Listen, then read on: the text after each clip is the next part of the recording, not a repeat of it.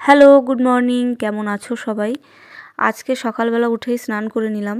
তো সকালবেলায় একটা পার্সেল এসছে অনেক দূর থেকে। আর এই পার্সেলটা পাঠিয়েছে আমার ছোট মাসির মেয়ে দিল্লি থেকে। স্বয়ং মহাকালের প্রসাদ আমাদের বাড়িতে আসলো। আর আমি স্নান করে প্রসাদটা আগে মাথায় ঠেকিয়ে নিলাম। এই দেখো আমি বাজার থেকে কি কিনে আনলাম। এই কার্ডবোর্ডটা কিনে নিয়ে আসলাম। এই কার্ডবোর্ডে জেল লাগানো আছে। এই জেলের মধ্যে ইঁদুর এসে বসলে আর উঠতে পারে না। পাকা ঘরে এত পরিমাণে ইঁদুরের উৎপাত বেড়েছে, যার জন্য আমাকে এটা আনতেই হলো।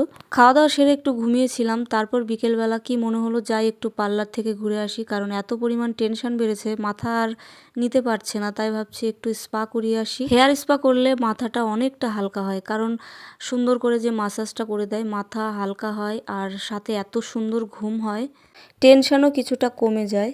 তাছাড়াও বছরে আমাদের 2টো করে স্পা নেওয়া উচিত, আমাদের চুলের জন্য খুবই উপকারী। কেউ যদি পার্লারে এসে না করতে পারো, তোমরা ঘরোয়া উপায়েও করতে পারো, যার যেমন চয়েস। এখন আমার হচ্ছে হেয়ার কাটিং। আমি পরপর 2বার বাটারফ্লাই কাটিং করেছি। এবারও বাটারফ্লাই কাটিংই করছি, কারণ চুল সমান করতে অনেকটা সময় লাগবে। তাই ভাবলাম যেটা আছে সেটাই করি। চুল আরেকটু লম্বা হবার পর তারপর অন্য কাটিং করা যাবে। আর এখন এই বাটারফ্লাই কাটিংটা হচ্ছে ট্রেন্ডে চলছে খুব পরিমাণে 2 বছর ধরে। আজ এই পার্লারের চক্করে আমার জিমটা কামায় গেল।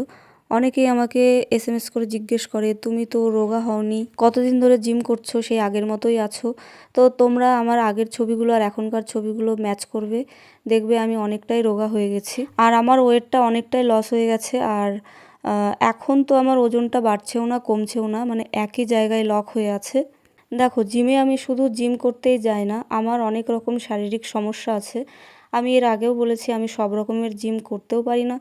আর আমাকে সুস্থ থাকতে হলে আমাকে হালকা পাতলা এক্সারসাইজ করতেই হবে। যে কারণে আমি যতটুকু পারি ততটুকুনই করার চেষ্টা করি। জোর করে আমি এক্সারসাইজ করতে গেলে আমার সমস্যা হতে পারে, কারণ আমার একটা অপারেশন আছে, যেই কারণে আমার রোগা হতে আরেকটু সময় লাগতে পারে। তবে আমার রোগা হওয়া বা মোটা হওয়া নিয়ে কোনো মাথা ব্যথা নেই। অনেকেই জানতে চাও, তাই এই যে আজকে বলে দিলাম। শুধু জিম করলেই রোগা হওয়া যায় না, জিমের সাথে সাথে একটু চিন্তা ভাবনাও করতে হয়। আর চিন্তা এত পরিমাণে করেছি, সব কিছুর ওভারলোড হয়ে গেছে, তাই ভাবলাম যাই একটু স্পা করিয়ে আসি। এবার আমার হেয়ার কাটিং হয়ে যাওয়ার পর এবার স্পার ক্রিম মাখিয়ে সুন্দর করে মাসাজ করে দিচ্ছি। এবার আসি আমি আমার ট্রিটমেন্ট নিয়ে। তো প্রথমেই তোমাদের জানালাম আমি আজকে অনেক রকম ট্রিটমেন্ট নেব। তার মধ্যে হচ্ছে হেয়ার স্পা, হেয়ার কাটিং, আর মুখের হচ্ছে ছোট ছোট লোম হয় আমার, তো সেইগুলোই রিমুভ করব। আর তার সাথে হচ্ছে আইব্রোটা করব, আর মুখের ট্যান তুলব। দেখো, এইগুলো আগে মনে করতাম একদমই ফালতু, পার্লারে গিয়ে হাজার হাজার টাকা নষ্ট করার কোনো মানে হয় না। তবে বয়স হওয়ার সাথে সাথে বুঝেছি আমাদের যত্ন নেওয়া খুবই প্রয়োজন।